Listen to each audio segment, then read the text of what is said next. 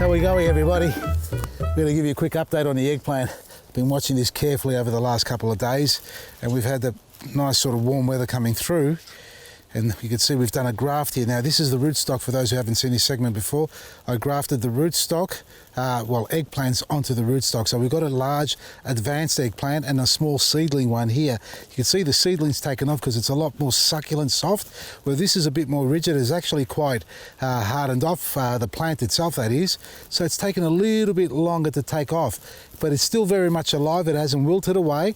It's still got its spring in it. So that's an indicator to tell you it's still doing well.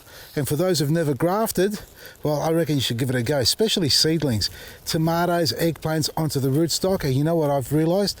I can graft tomatoes on here and cucumbers and capsicums. Now I'm going to try my luck on the other ones to do that, but I needed to see if it's going to take off because, you know, a little bit rusty with my grafting, but sure enough, here we are. It's taken off. That's the new leaf already grown. That one we're going to come back in about another week and see hopefully one of these buds here burst out and we've got some growth coming on as well. Protect them when you graft them. You can see how I've done it. Research our previous video on this one here. If you're watching it on YouTube, you'll be able to see it quite easily on how to graft your own eggplants. The rootstocks will become available soon, so look out for those. And in the meantime, the cucumbers have taken off. Have a look at them. They're growing up. They're pushing up. Now, it is warm today. Actually, it's quite hot today by comparison to yesterday. And if you find your plants are wilting a little bit in the full-blown sun, that's okay. Don't go out there watering them heavily.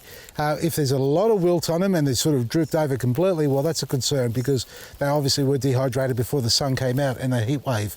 But if they've got a slight wilt during the day, don't worry about that. Wait till the evening to see if you need to top them up.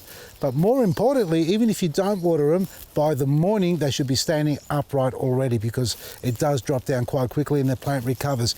That wilt that they create or have on them is basically similar to us when we get really hot in the sun. We don't stand up tall and proper, we tend to slouch a little bit and conserve our energy, and that's what the plants are doing as well.